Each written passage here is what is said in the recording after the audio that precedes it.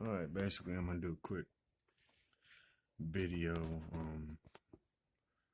about where I'm at, what I'm doing, and what you see here is a map of land between the lakes, and what I'm showing you, this right here on this map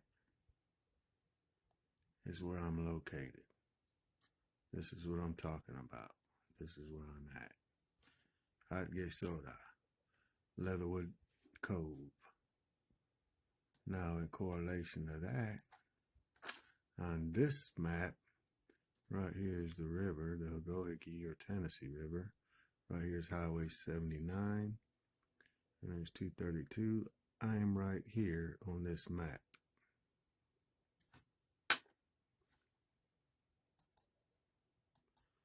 It's the Honotaogwehga'sgwaa map. Oh, I shouldn't have done that because I was going to do some more. Hold on, let me pull that back up. But what I'm going to do is I'm getting ready to go over some historical accounts from 1539 that correlate to what I'm getting ready to show you. So I need this one back and this one back. All right.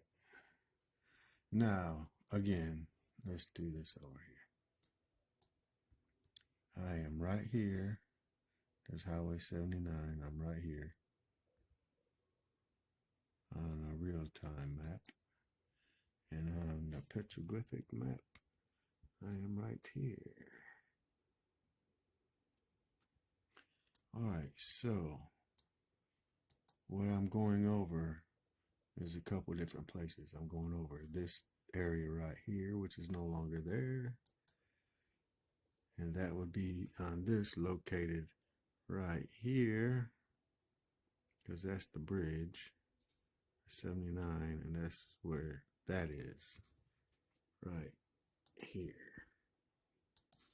And this is an island, which I will get to that as well. Okay, the first thing I'll go over is this. And it's from De Soto's Chroniclers, 1539 actual account. And what he said is, I'm trying to do this right. The main body of the army was brought up to the fort, surrounded an entry, forced by dismounted cavalry, and a wrathful close quarters butchery of Indians commenced.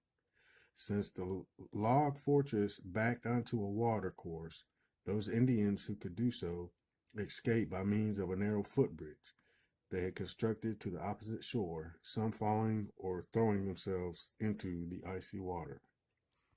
All right, now basically, let's go back over it. The main body of army was brought up, the fort surrounded, an entry forced by the dismounted cavalry. Okay, now this would have been the fort, the log fortress, right there. Okay, that wouldn't have been there, or maybe it would have, but this for sure was there, this for sure was there. And De Soto's army came up through here. The entry was there. Then they broke through there, started slaughtering them here. Now, there used to be another island right there. Now, there used to be a rope bridge, I'm sure, from here to there. Not only would it serve as a rope bridge, but would serve for foreign trade, and it would either let them dock in here or not. And that rope bridge would be the deterrent from them gaining entry to this cove right here. And that would most likely be the native side where all natives were welcome to come in. But when it said back down to the water course and the rope bridge, that's what I'm thinking was right there. Because there's no way it would have went from this end to that end. Even though the original bridge right here is really small and would be a likely candidate for a rope bridge that would fit across there. So, I mean, that's up for debate. I don't know how long this was there, but I'm pretty sure based on, the culture, that this was definitely what you would consider an Iroquois fortification, but I'm not even going to get into the whole Iroquois part of that. Okay, now I have another quote, and I'm getting ready to go for dealing with this beach right here. Or not this beach, this shoreline right here, and this beach, I'm sure. Okay. It says, soon learning that the strangers were building rafts to cross the river, a project that took a month, the Indians began making daily forays, stopping just offshore to shower the Spaniards with arrows from canoes armored with shields of tightly woven cane, all but impervious to a crossbow. Afterward, they came frequently and landed, and when the Christians went toward them, they would return to their canoes. Okay, so basically what happened was, and there's a more descriptive detail of that, like the times they did it was like, I think 2 or 3 in the afternoon, and the canoes would come across right here and attack that beach, and there's plenty of artifacts to support that, as well as here, and they would probably drop off people here to regroup, and of course to make projectiles for the attack. But that's that later.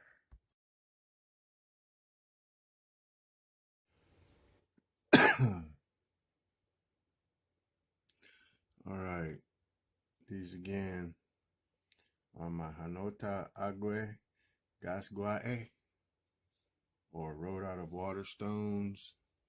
This is Atgesoda, Leatherwood, where I live.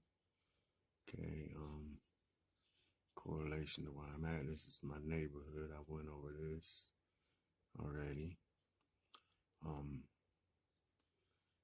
right here. Okay. In correlation to this map, that is me. The map, my neighborhood, and where I live right there.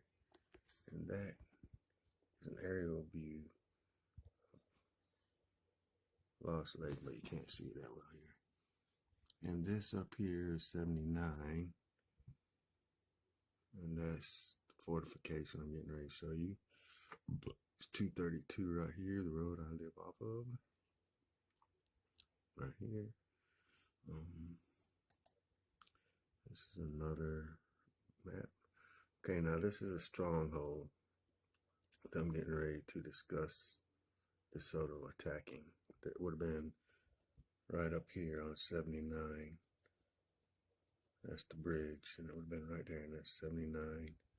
And of course, there's 232, and there's Lost Lake where I live, right here. And this is a map I've made. Now on this, of course, I drew that in there up there. There's the island right here. There's Lost Lake right there. Now, what I'm going to be discussing is DeSoto's army going up here, attacking this fort, coming down here along the shorelines, and regrouping.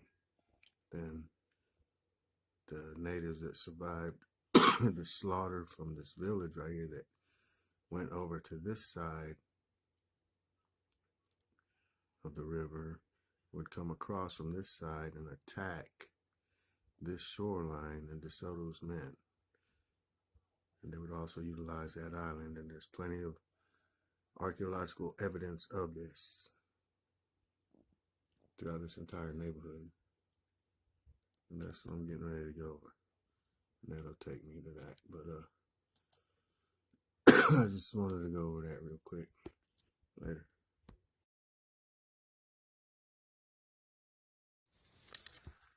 Alright, so again, back on these. Still explaining my Honotaogwehga'sgwaa, my Road Out of Waterstones. And that is Ganyok. They have Seneca language and Seneca meaning. But all these lines and all these anomalies in these pertain to a terrestrial formation of some sort. And the lines of roads, rivers, their maps, basically. But significance in language is important too. That's how you learn some things. But if you know this is situated on a large hill, it goes all the way around, and then it's actually a face. You know, there's a face right here, because traditionally it would be sitting next to a large tree, which would have been located down here. It was not too far from a large stump, but it wasn't near it. It was further away where it kind of, eroded down away from it. But anyway, it would have always been there, and it would have been facing east. The person looking at it, of course, would be facing north, and that would make this read true, and it is an entire territory. And I'm going over some of those today and what I've already done. But I got, of course, Honotaogwehga'sgwaa in there. That's Leatherwood neighborhood.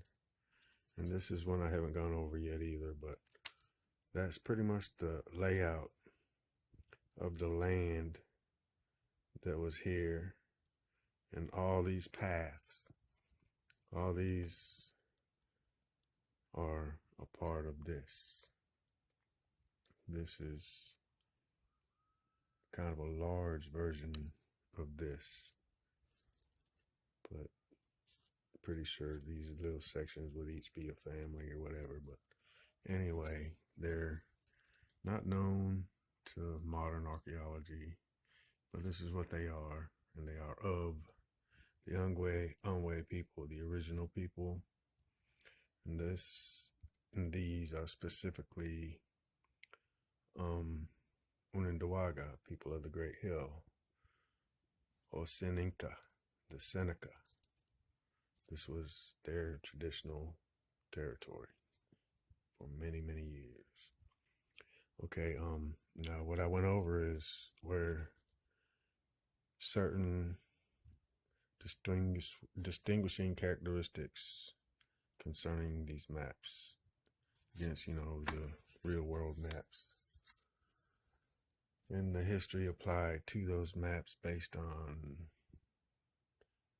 accounts, personal accounts that were in this territory during specific times. And I have more than just the 1539 account. I have some 1799 accounts, 1780 accounts, which is another video I'll be working on connected to manifest destiny and removal. This one, again, is doctrine and discovery. And the main purpose of the 1539 campaign was to wipe out and extinguish the people that were the Honotaogwehga'sgwaa. The oldest sites were destroyed, the oldest people, the villages. I mean, I go into a lot of other detail on other videos, but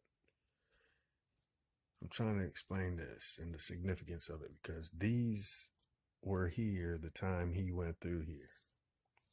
And these show the past that he more than likely would have taken based on his accounts when you juxtapose them to these maps. Like where I'm at right here, and how he wiped out this place and then crossed over, continued his carnage, but probably moved north from there, in between, lane between the lakes, the center of that. Maybe, even, which would be right here, but he definitely crossed over and come back and then went up northwest from here. But yeah, there's a little bit more on that later.